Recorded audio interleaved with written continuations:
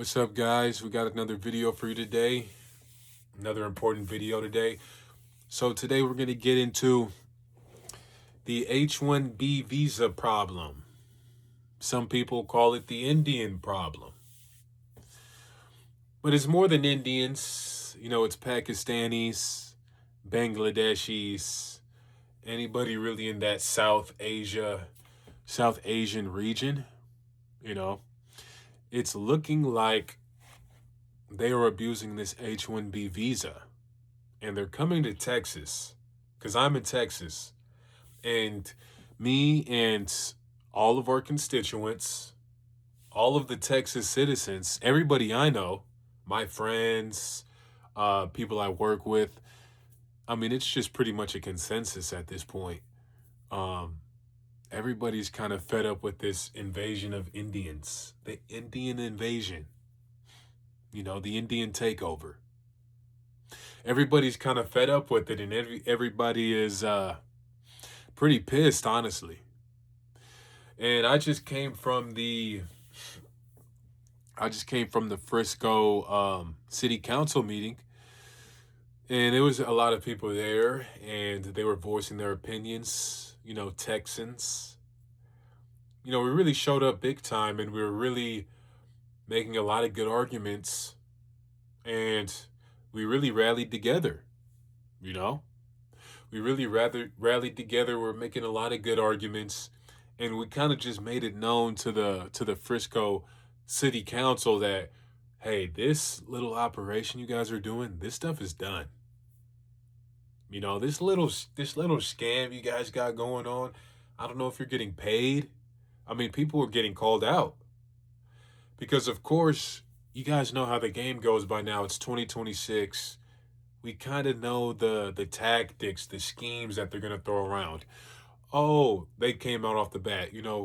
Indians help the economy 10% or whatever stats they said. And, we can't be racist. We can't be xenophobic. We can't be this. And they bring out a whole bunch of Indian kids and like the Boy Scouts, and they gave them the mic. And then they were like, yeah, my name is Baljit, and I just, I learned a lot from Boy Scouts, and it's just like, all right, man, what is this? Because I don't like that. That's dishonest. I don't like that. I don't like when people use their kids and they use this emotional sentiment as a weapon to destroy your state. Like, I understand if you're using it as a weapon to, gain political power to, I mean, if you're a Texan, if you're an American, if you had the America first interest in mind, then I wouldn't be mad how you're trying to sway people's emotions to, gain political power. But when you're using emotional, you know, emotional biasy and force like that to kind of undermine the citizens in America and undermine the citizens in Texas, then that's where, of course, everybody's going to have a problem with it. And people weren't having it, At first, they were letting people up to speak. At first, they did, the people who were complaining, white people, black people, Mexicans, just the Texans, everybody that was a citizen there. And that was an Indian, pretty much. And then after they all went, all the Indians came up talking about, just gave the most, just the most politically correct victim narrative speech that you could possibly give. It's not good to look this one kid. I don't know why they even had a kid up there speaking in the first place. But he goes up there, he's like, it's not good to look at people as beneath you.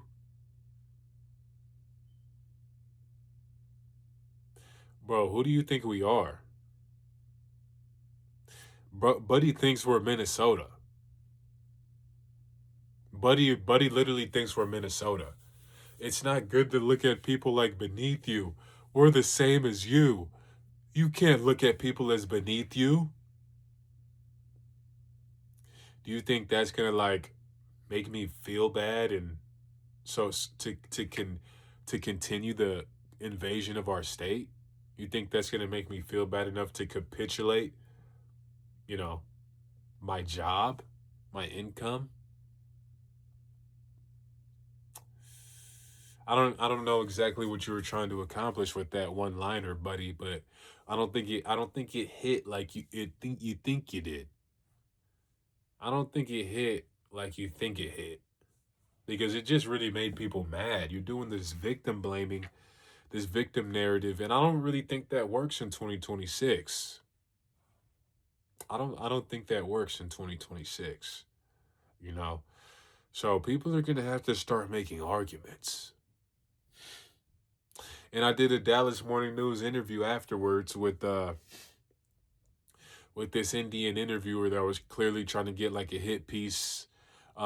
Crazy, racist, homophobic said, or not homophobic, xenophobic, racist said this about Indians. Dallas Morning News. Indians are under attack. I know she was trying to get something like that, but she saw, she was like, oh, this is a black guy at a city council meeting. I need to get him on an interview. He's just gonna crash out. He can't help it. He's just gonna crash out. He's gonna call us Jeets. He's gonna say we stink. This is perfect for us. We can use this as a 9/11 to get the Patriot Act signed. You know, we can use this as a horrible tragedy to ensure the Indian invasion takeover. So she did the interview, and very, very little did she know I came with the facts. I did my research, you know. I did my research. I was knowledgeable about cuz I understand how this works. And this girl, maybe she was 19, you know. I understand geopolitics. I understand politics. I understand human nature. I understand optics. I understand these things. So, I she just wasn't going to get me tonight. She wasn't going to get me tonight. And like I said, so pretty much when she asked me, so yeah, what is your experience? How did you feel about what happened tonight? And I just pretty much told her, it is what it is. The people are fed up and it's a big problem. That's why we're here, So it's a big issue and, people are mad about it. And she said, well, how do you feel now about the H-1B thing now after like we talked about it now? As in like after we cleared it up or something. Nigga, you didn't clear nothing up. Niggas didn't clear niggas didn't clear nothing up. What are you talking about? She said that as if she was like, as if it was like now after, we explained that we're Texans and we love Texas, and they got this Indian guy in a cowboy hat. He spoke like, buddy, we know you got the cowboy hat on the way here from 7-Eleven. We've been here. We were born here. We're born and raised. Well, I was born in California, but I came here when I was like 2 or 3. So we know you got that cowboy hat at the gas station. And there's nothing wrong with that. There's nothing wrong with that. But this is a front. This is a front. That's the problem we have. So she asked me that question. How do you feel now that, cleared things up? Well, I pretty much told her, well, this isn't really up for debate. Governor Greg Abbott, governor of Texas, 7 days ago, he passed he put a halt, he put a freeze on the H-1B visas, and he also started an investigation. And the Texas Attorney General, Ken Paxton, he's coming after people, you know? He's coming after people because the Indian whatever community that they have, I forgot what it's called, the IAC or something like that. Um, they're like flagging people and putting people in the group chats and saying this person is being racist and xenophobic, and this is a problem, this is what we have to watch out for, this is what's happening to us in our communities. They're putting those people in those chats. One of the girls she put in the chat, Sarah Anderson, they're trying to go after her. They say, yeah, we're victims, and then also in the chat it says, we will be prepared to pursue these people. Like, we will pursue you. We're victims of racism, but at the same time, we're going to pursue you. So they're coming after us, then we're coming after you. If you want to do that, you're not going to little bro us, right? You're not going to little bro us. It's just not how that's going to go. Right? It's not how that's going to go. Now, I've been in Texas, like I said, elementary school, middle school, high school, everything. And I went to school with Indians. I went to school with Pakistanis. I went to school with Africans. I mean, I'm African. I went to school with Canadians. I went to school with Asians. People from everywhere. Texas is very diverse. But when you start doing a scam and you start doing fraud, and the Indian community goes up to 500,000, up to a third of the population of Frisco, which is crazy because Mexico is like right below us. India is on the other hemisphere. It's on the eastern hemisphere. And there's a third of you guys here. This is a scam. And then the map of the H-1B visas. Here's America, where you can see all the H-1B visas. And then it was just like 3 billion on Texas, and everywhere else was barely had any. It went viral. Why do they think they can just come and hit a lick here? Why do they think Texas is a lick? Why do they think this is an easy lick? I'm not sure. I'm not sure why they would think that. I'm not sure what gave them that idea. But this is a big problem. This is an American problem. This is a Texan problem. This is a Minnesota problem. This is a Michigan problem, And those are just the places that are notable. Dearborn, Michigan, of course, the Islamic takeover. But we're having an Islamic takeover of our own in Plano, Texas as well. So it seems like it's come to a point where you can no longer sit back. As a citizen, as a Christian, you can't sit back anymore. You can't just, I'm just going to chill and, play video games and hang out with my friends and do this. I'm afraid not, buddy, because people are coming in with strategies. People are coming in strategically, and they want what you have. They want what you have. They want the life that you live. They want the freedom that you have. They want the opportunity that you have.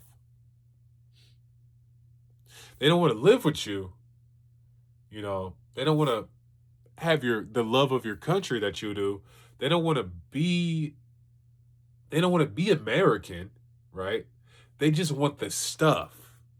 So they're willing to come, get the stuff, go. They're willing to come, break the system, take as many benefits as possible. They're willing to, deliberately just scam the system, take advantage of social services. They'll do whatever it takes because at the end of the day, I'm back to Mexico. I'm back to India. If I come here, we take millions and millions of dollars from social services. We scam the IT tech and the technology and all.